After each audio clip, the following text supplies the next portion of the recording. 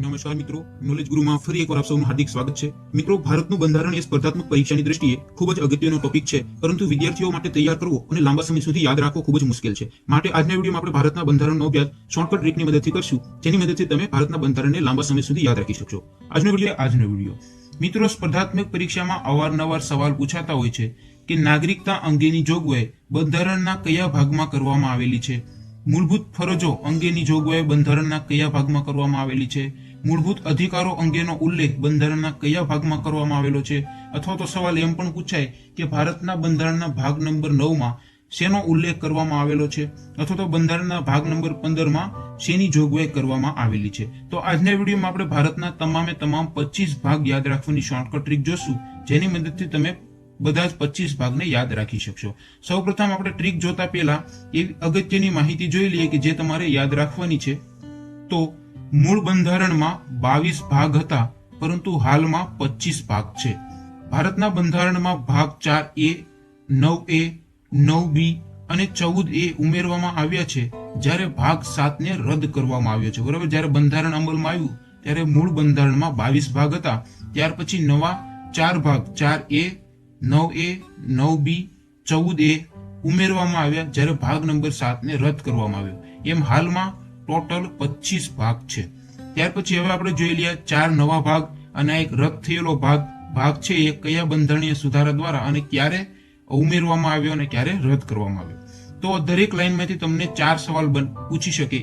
એક તો કે બંધારણમાં ભાગ નંબર 4A કેટલામાં બંધારણીય સુધારા દ્વારા ઉમેરવામાં આવ્યો, અથવા તો ભાગ 4A ક્યારે ઉમેરવામાં આવ્યો, અથવા તો 42માં બંધારણીય સુધારાની કેટલામી કલમ દ્વારા ભારતના બંધારણમાં ભાગ 4A ઉમેરવામાં આવ્યો, અથવા તો 42મો બંધારણીય સુધારો ક્યારે કરવામાં આવ્યો. એ રીતે તમને દરેક લાઈનમાંથી 4 સવાલ પૂછાઈ શકે. તો આપણે જોઈ લઈએ. ભાગ 4A 1976માં 42માં બંધારણીય સુધારાની કલમ 11 દ્વારા ભારતના બંધારણમાં ઉમેરવામાં આવ્યો. બરાબર, 42માં બંધારણીય સુધારા દ્વારા 42માં બંધારણીય સુધારાની કલમ 11 દ્વારા 1976માં ભાગ 4A ઉમેરવામાં આવ્યો. આ 42માં બંધારણીય સુધારા દ્વારા ભાગ 14A પણ ભારતના બંધારણમાં ઉમેરવામાં આવ્યો, એ આપણે આગળ જોઈએ. ત્યાર પછી 1992માં 74માં બંધારણીય સુધારાની કલમ 2 દ્વારા ભારતના બંધારણમાં ભાગ 9A ઉમેરવામાં આવ્યો. ત્યાર પછી 2011માં 97માં બંધારણીય સુધારાની કલમ 4 દ્વારા ભારતના બંધારણમાં ભાગ 9B ઉમેરવામાં આવ્યો. ત્યાર પછી મેં જેમ કીધું એમ 42માં બંધારણીય સુધારા દ્વારા 1976માં કલમ 46 દ્વારા ભાગ 14A ઉમેરવામાં આવ્યો. 42માં બંધારણીય સુધારાની કલમ 11 દ્વારા ભાગ 4A ઉમેરવામાં આવ્યો, જ્યારે 42માં બંધારણીય સુધારાની કલમ 46 દ્વારા ભાગ 14A ઉમેરવામાં આવ્યો. ત્યાર પછી 1956માં 7મા બંધારણીય સુધારાની કલમ 29 દ્વારા ભારતના બંધારણમાંથી ભાગ 7 જે છે એ રદ કરવામાં આવ્યો. બરાબર, તો આટલી માહિતી તમારે છે એ યાદ રાખવાની છે. હવે આપણે શરૂ કરીએ શોર્ટકટ ટ્રીક. આપણે ભારતના બંધારણમાં હાલ 25 ભાગ છે, એ 25 ભાગ યાદ રાખવા માટે 3 શોર્ટકટ ટ્રીક જોશું, જેમાં શોર્ટકટ ટ્રીક નંબર 1 ની મદદથી તમે ભાગ 1 થી 7 ને યાદ રાખી શકશો, જ્યારે શોર્ટકટ ટ્રીક નંબર 2 ની મદદથી તમે ભાગ 8 થી 15 ને યાદ રાખી શકશો, જ્યારે શોર્ટકટ ટ્રીક નંબર 3 ની મદદથી તમે ભાગ 16 થી 22 ને યાદ રાખી શકશો. સૌપ્રથમ જોઈએ ટ્રીક નંબર 1. તો ટ્રીક એવી છે, સંઘના નાગરિક અને મુનિમ એક સાથે સંઘ રાજ્યમાંથી નીકળી ગયા. બરોબર, સંઘના નાગરિક અને મુનિમ એક સાથે સંઘ રાજ્યમાંથી નીકળી ગયા. હવે આ વાક્ય ઉપરથી તમે બંધારણના ભાગ નંબર 1 થી 7 ને કઈ રીતે યાદ રાખશો? તો સંઘ ઉપરથી યાદ રાખીશું આપણે સંઘ અને તેનું રાજ્ય ક્ષેત્ર, ભાગ 1. ત્યાર પછી નાગરિક ઉપરથી આપણે યાદ રાખીશું નાગરિકતા, ભાગ 2. ત્યાર પછી મુનિમમાં આપણે ઉપરથી યાદ રાખીશું મૂળભૂત અધિકારો, ભાગ 3.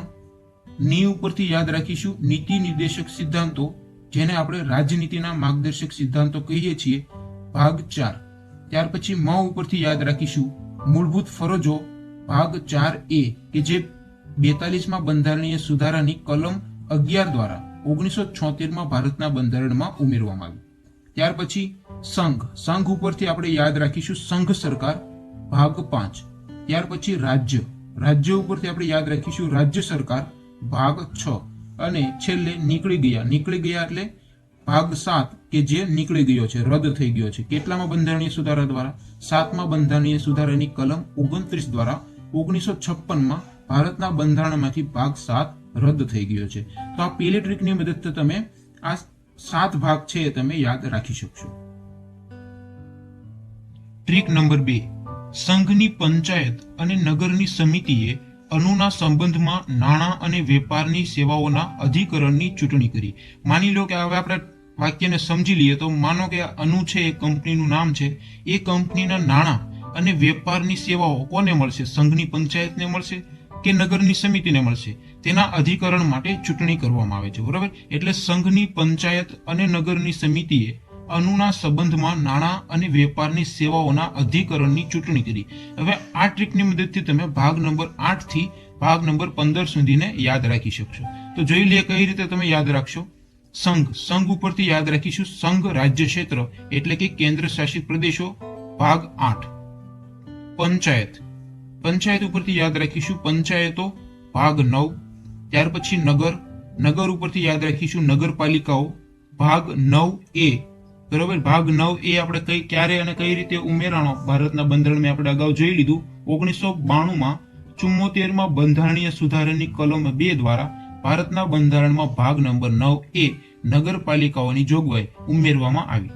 ત્યાર પછી જોઈએ આગળ સમિતિ ઉપરથી યાદ રાખીશું સહકારી સમિતિઓ, જેને આપણે ગુજરાતીમાં મંડળીઓ તરીકે ઓળખીએ છીએ. તો સહકારી સમિતિઓ / મંડળીઓ, ભાગ નંબર 9B. ભાગ નંબર 9B છે એ 97માં બંધારણીય સુધારાની કલમ 4 દ્વારા 2011માં ભારતના બંધારણમાં ઉમેરવામાં આવ્યું. ત્યાર પછી અનુ ઉપરથી આપણે યાદ રાખીશું અનુસૂચિ અને આદિજાતિ વિસ્તારો, ભાગ 10. ત્યાર પછી સંબંધ ઉપરથી આપણે યાદ રાખીશું સંબંધ પણ કોની વચ્ચેનો? સંઘ અને રાજ્યો વચ્ચેનો સંબંધ, ભાગ 11.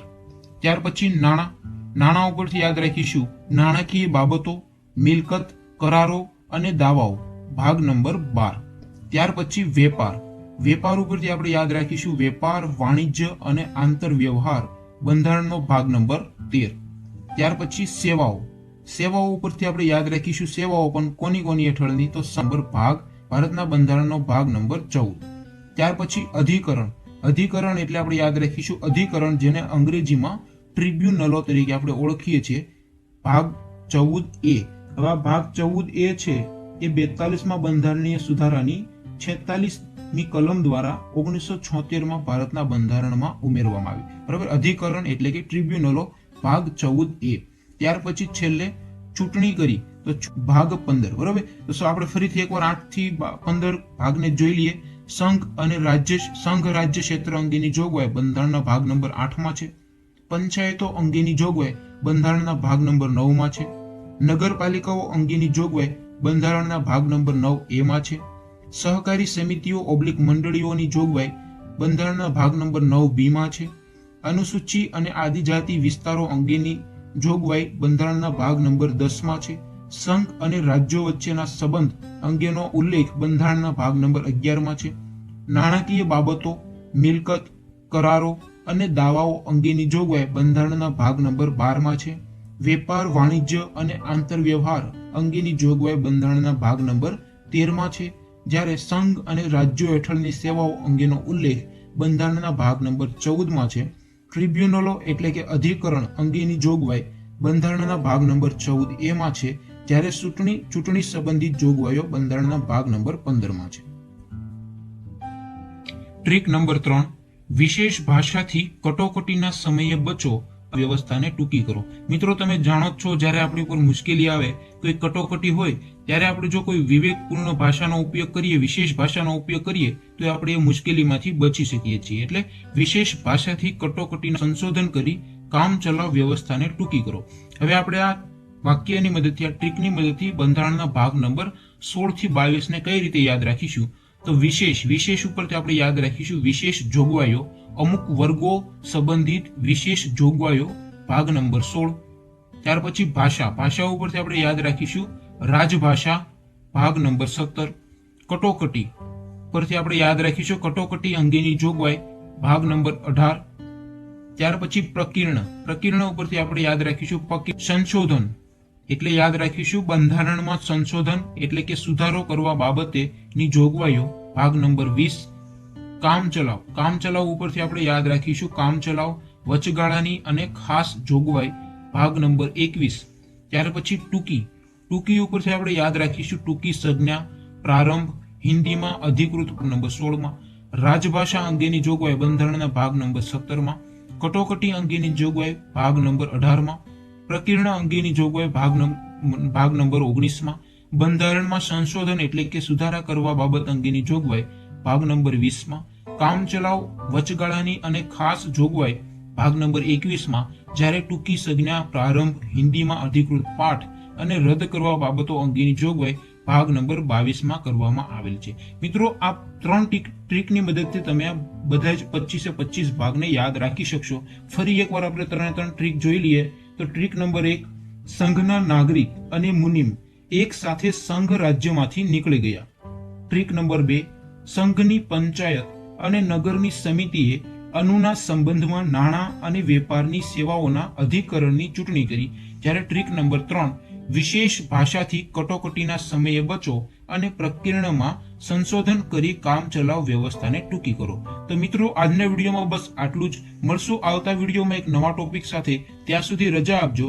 જો તમને આજનો વિડીયો પસંદ આવે તો લાઈક કરજો, તમારા મિત્રો સાથે શેર કરજો અને ચેનલને સબસ્ક્રાઇબ કરવાનું બાકી હોય તો ચેનલને સબસ્ક્રાઇબ કરી બાજુમાં આવતા બેલ આઇકોન પર ક્લિક કરજો, જેથી તમને અમારા આવનારા વિડીયોની નોટિફિકેશન મળતી રહે. Thank you for watching my video.